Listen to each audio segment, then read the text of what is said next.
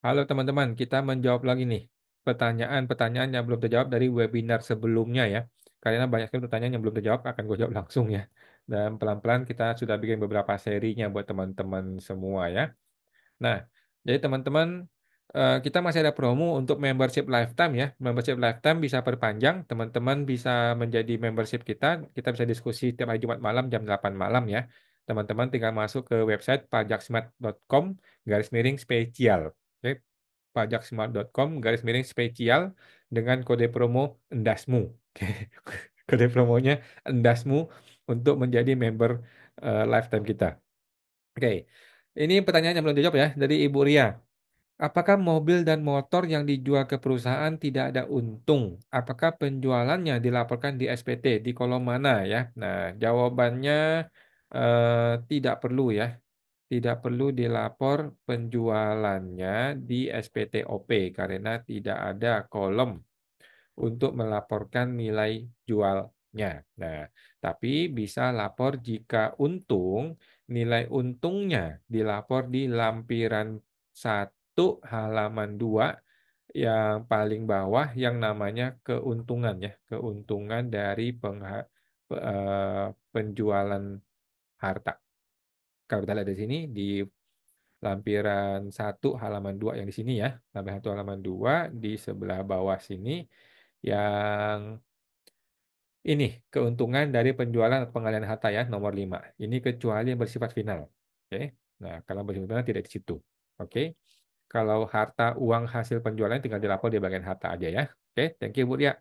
Bapak Ali, untuk hutang bank jenis RK, pencatatannya di SPT bagaimana? RK itu apa? Rekening koran ya. Jadi harta itu adalah lapor nilai uang yang masih ada di tanggal 31 Desember 2002 Desember ya. Bukan nilai uang, ini nilai harta ya, nilai harta. Jadi ketika kita meminjam uang, kan ada uang masuk ke rekening pribadi kita, ya kan? Uang masuk di rekening pribadi itu kan bisa dipakai buat tetap ada di situ, bisa juga beli motor, beli mobil, atau beli barang dagang. Nah, itu semua yang dilaporkan per 31 Desember. Kemudian hutang dilapor nilai minus RK ya, atau nilai hutang per tanggal 31 Desember. Udah sesimpel itu. Oke, thank you Pak Ari. Ibu Claudia, TA 2025 berarti pemeriksaan 2024 ke bawah tidak ada ya? Setuju ya. Tapi kita tunggu aturan hukumnya ya. Jadi TA itu pasti cut off sebuah tahun. Jadi bisa 2024, bisa 2023. Kalau menurut gua 2023 terlalu jauh, terlalu dekat dengan PPS yang kemarin kan di cut off 2020. Kalau 2024 udah angka yang paling cocok ya, paling cocok. Kalau nunggu nunggu 2025 kejauhan, masih 2026 masih terlalu jauh. Jadi kalau lima paksain tahun ini berlaku, maka kemungkinan besar cut off 2024. Artinya 2024 tidak bisa diperiksa lagi. Kira-kira begitu. Ibu Ria, saya ada orang tua yang ikut jadi tanggungan, tapi beda kartu keluarga dan beda alamat kakak. Apakah bisa jadi tanggungan di SPT? Menurut saya bisa. Bisa kalau memang kondisi sebenarnya adalah ditanggung ya. Jadi tidak harus ikuti kakak. Walaupun ada di kakak, tetapi kalau dia bisa mandiri dan tidak ditanggung, maka tidak perlu ditanggungan. Tetapi walaupun di luar kakak, tetapi kalau kenyataannya dia ditanggung, maka kita boleh menanggung. Ya, lagi pula cuma 4,5 juta lah, nggak apa-apa lah ya. Negara juga nggak akan komplain. Oke, thank you Bu Ria. Bapak Yap Darmananda, kalau anak sudah punya NPWP sendiri, apakah tetap dimasukkan di daftar anggota keluarga? Ehm, nggak perlu sih. Terus status kita yang awalnya K2 dengan 2 anak, setelah anak punya MPP maka status jadi K0 ya kok. Ya, setuju ya. Jadi gue setuju, tidak perlu lagi kalau mereka sudah mandiri sendiri. Ya, secara keuangan sudah mandiri ya sudah nggak perlu. Kenapa sih kita perlu laporkan daftar anggota keluarga? Karena kan kita mau mereka jadi tanggungan kan gitu kira-kira ya. Tetapi kalau memang mereka sudah bukan tanggungan ya nggak usah lagi gitu ya. Nah, kemudian betul, Bapak dari K garis miring 2 menjadi K0. Sudah betul, Pak. Ya, thank you, Pak Yap. Semoga terbantu. Ibu Windatan, apakah orang tua yang tiap bulan ada dikirimin uang bulanan namun berbeda kakak dan kota tempat tinggal, boleh kita masukkan ke dalam daftar anggota keluarga? Menurut saya boleh. Ya, menurut saya boleh. Semua yang kita tanggung masukkan saja sebagai daftar anggota keluarga. Ya, boleh-boleh saja lah, hajar aja Pak. Nggak besar lah nilainya, cuma 4,5 juta sama 54 juta. Nggak gede lah. Ya. Thank you Pak Bu Windatan. Ibu Yeti, daftar anggota keluarga kalau ada anak bawaan istri, tetapi tidak terdaftar di kakak karena masuk kakak suami. Saya ulang ya. Di daftar keluarga kalau ada anak bawaan istri, tetapi tidak terdaftar di kakak karena masuk kakak suami. Maksudnya ini anak anak tiri gitu ya. Kakak anaknya ada di kakak mantan suami. Oh iya, kakak mantan suami, tetapi tinggal dengan ibunya. Bisakah kok masuk jadi tunjangan? Oke, menurut saya bisa kalau begitu kondisi sebenarnya.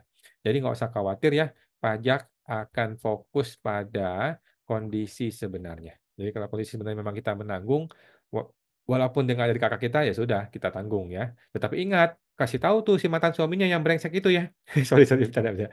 Kasih tahu ke mantan suaminya itu bahwa jangan masukkan lagi anak itu menjadi tanggungan dia gitu kan karena kan sudah ditanggung oleh istri di sini kan gitu ya jadi lihat kondisi sebenarnya jangan lihat kepada kakak. Thank you Bu Yeti.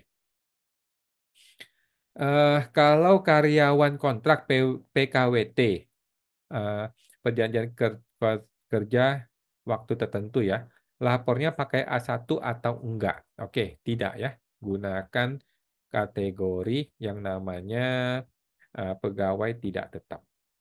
Ya, kalau pegawai tetap itu sudah ada kontrak kerja yang tetap ya. Nah, tetapi Ibu boleh saja lapor sebagai pegawai tetap dan dapat A1. Boleh-boleh aja, Bu. Ya. Ibu Evi, untuk sewa tanah bangunan, inputnya bagaimana? Sewa tanah bangunan. Oke, ini OP atau badan ya? Ini OP atau badan? Nah, kalau OP tidak perlu lapor sewa karena sorry, sorry, sorry. Ini kita menyewakan ya, sorry, sorry.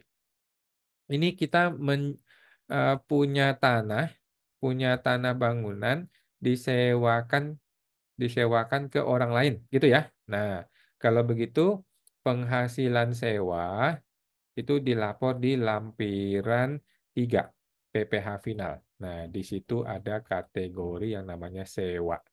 Oke, sesimpel itu, masukin ke situ. Kemudian nilai uangnya yang masuk ke rekening, nah itu dilapor di SPT lampiran 4. Oke, yang bagian harta seperti biasa ya. Oke. Thank you Bu Evi. Lanjut Ibu Heni. Kok kalau jual TB di notaris 500 juta, tanah bangunan ya, 500 juta, PPh-nya juga 500 juta. Tapi uang diterima 600 juta. Dilaporin nggak selisih 100 jutanya? Ya jangan, jangan ya.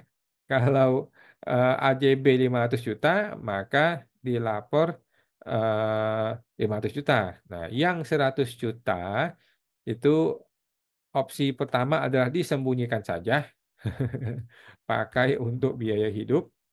Nah, opsi kedua adalah bisa diakui sebagai penghasilan lainnya. Nah, kemudian bayar pajaknya, gitu, sesuai kategori yang benar gitu ya. Kalau saya sih, mending kita laporin full ya, karena kalau lapor full kita cuma bayar 2,5%. Tapi kalau lapor penghasilan lainnya jadi 30% malah repot gitu ya. Thank you Bu Heni, semua teman tuh.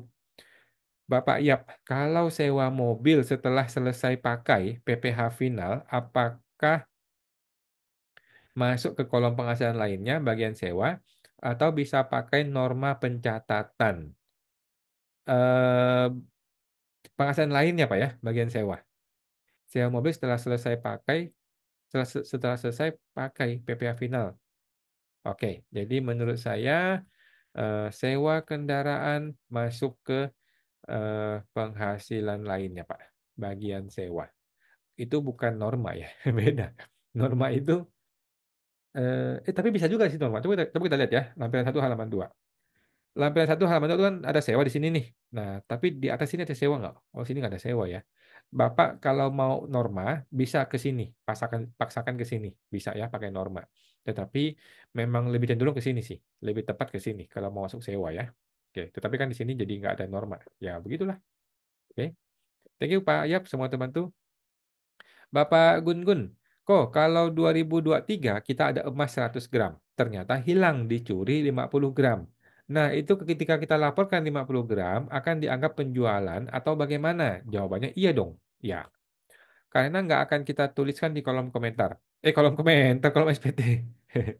Jadi menurut saya, biarkan tetap terlapor 100 gram saja ya, nggak masalah kok, laporkan terus dengan angka yang sama ya, walaupun udah nggak ada, biarin aja ya, karena betul akan dianggap ada jual kalau nilainya turun gitu ya. Emas tuh punya ciri-ciri seperti itu.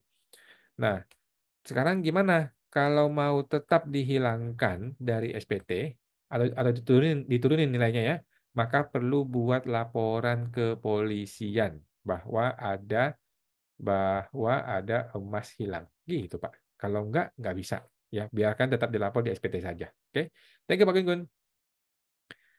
Ibu Emi, sewa tanah bangunan bukti potongnya didapat dari mana ya? Sewa tanah bangunan bukti potong didapat dari mana? Oke, jika Ibu menyewakan kepada perusahaan, maka PT itu yang akan terbitkan bukti potong, dia yang bayar dan lapor, PPh sewa. Oke. Jika Ibu menyewakan ke orang pribadi, maka Ibu bayar sendiri ya, PPh final sewa 10%. Bayar sendiri, Bu. Gitu ya. Nggak perlu bukti potong kayaknya. Kayaknya nggak perlu bukti potong ya. Tapi kalau perlu buat bukti potong di apa tuh? Di menu Cortex yang bagian eh, bukti potong unifikasi itu ya, maka dibuat untuk diri sendiri saja. Jadi memotong diri sendiri itu boleh juga sih. Tapi gue nggak itu tahu persisnya ya untuk di Cortex ini. Oke, thank you Bu Evi, semoga terbantu. Ibu Endah, apakah voucher belanja sebagai pengganti uang tunai dikenai pajak? Jika iya, berapa tarifnya? Voucher belanja sebagai pengganti uang tunai dikenai pajak nggak? Kayaknya enggak ya. Kayaknya enggak. Karena voucher itu kan kita beli juga pakai uang kan.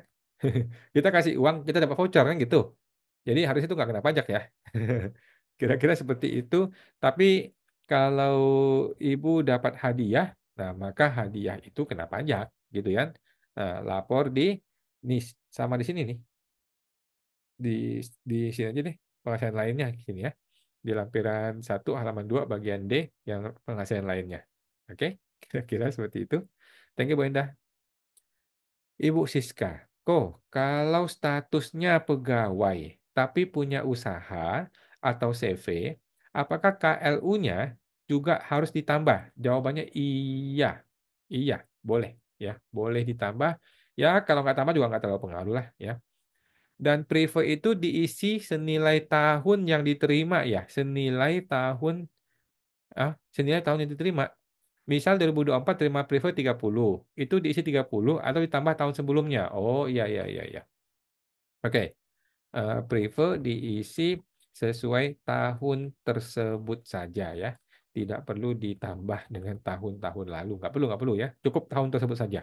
Oke. Kemudian KLU bolehlah ditambah ya. Tapi di Cortex kayaknya KLU terkunci satu saja. Jadi biarin dulu, nggak usah pusing dulu. Cortex masih berantakan, kita tunggu deh stabil. Oke. Kalau bisa stabil ya. Thank you Bu Siska, semoga terbantu. Bapak Bambang Eko Pramono. Bunga tabungan ada rate otomatisnya di e-form. Tapi kadang yang didapatkan tidak sesuai dengan perhitungan 20% dari bunga. Bagaimana solusinya? Oke, jadi gini Pak. Semua tabungan di bank itu pasti 20%. Kalau ternyata tidak 20%, maka banknya yang salah. Gitu ya, banknya yang salah. Gitu. Banknya yang salah. Tapi anyway, wajar sajalah, nggak terlalu besar kan nilai bunganya juga kan, ya.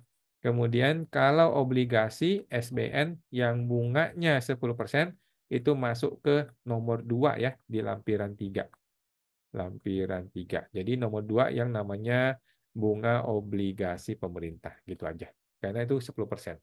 Kalau nomor 1 khusus yang 20% supaya lebih enak ya. Lanjut. Ibu Lie Marcelina.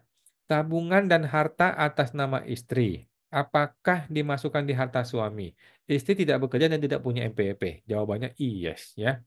Eh, semua harta istri dan suami digabung dilapor di SPT suami saja supaya sederhana. Oke? Begitu ya. Tetapi kalau nilai hartanya besar perlu ditelusuri ya, dari mana asal muasalnya gitu ya. Kalau asal muasal dana istrinya bekerja atau punya usaha ya mesti bayar pajak dulu. Tapi kalau terima dari suami atau dari orang tua dia, berarti kan hibah tidak kena pajak gitu ya. Teman-teman tuh Bu Li Marcelina. Ibu Fatima Afrianti, sertifikat sudah lama kita beli, tapi belum atas nama pribadi dan sudah dilapor di SPT saya. Apakah saya perlu lapor lagi dengan harga saat baik nama atau hanya merubah nama? Jawabannya hanya merubah nama saja ya, tidak perlu lapor berbeda. Cukup lapor sama ya. Lanjutkan saja lapornya. Nah, mengenai proses balik nama, kemungkinan akan menggunakan nilai NJOP terbaru, gitu. Nah, kalau nilai NJOP lebih tinggi daripada nilai AJB, maka dia akan menggunakan nilai NJOP untuk proses balik namanya, untuk perhitungan pajak untuk balik nama. Oke, sama teman itu Bu Fatimah. Bapak Muhammad Jainal, insentif UMKM di bawah 100 juta masih berlaku tidak Pak ya? Orang pribadi, jawabannya orang pribadi yang 7 tahun masih berlaku ditambah 1 tahun ke Desember 2025. Jadi semua orang dapat untuk yang pribadi ya. Oke. Tapi belum ada aturannya, nggak apa-apa, hajar aja. Ibu Ria Muenip, hibah ke anak angkat apakah bisa? Yang sudah tercatat di pengadilan. Jawabannya bisa ya, sudah dicatat di pengadilan berarti sudah resmi. Setahu saya bisa ya. Kalau anak angkat yang sesuai hibah, kalau anak angkat yang sesuai hibah atau warisan gimana? Pokoknya kalau tidak resmi jangan. Kalau tidak resmi jangan hibah, tetapi digunakan mekanisme warisan saja. Nah, karena warisan itu tidak harus anak kandung bisa terima warisan tidak kena pajak gitu. Kalau hibah nggak bisa ya. Kalau hibah harus anak kandung barulah bisa bebas pajak. Oke, thank you Bu Ria. Ibu Heni, kalau hibah harus ada dokumen resminya kok. Nah, saran saya lebih baik dibuat surat hibah gitu. Kalau tidak ada surat hibah, eh, khawatir ribut dengan petugas pajak. Jadi daripada kita ribut, mending kita comply aja, ikuti dokumen ini kan cukup kuat ya. Dokumen tertulis akan jadi sangat kuat ketika nanti jadi masalah di pengadilan, dokumen tertulis akan sangat membantu gitu. Jadi lebih baik dibikin surat hibah aja, tuh bikin surat hibah ya, tidak wajib notaris ya. Tidak wajib ke notaris untuk bikin surat hibah. Jadi silakan saja dibikin sebagai backup aja dan tidak perlu diupload ke SPT. Cuma nanti kalau ditanya AR kita bisa kasih dokumen gitu ya.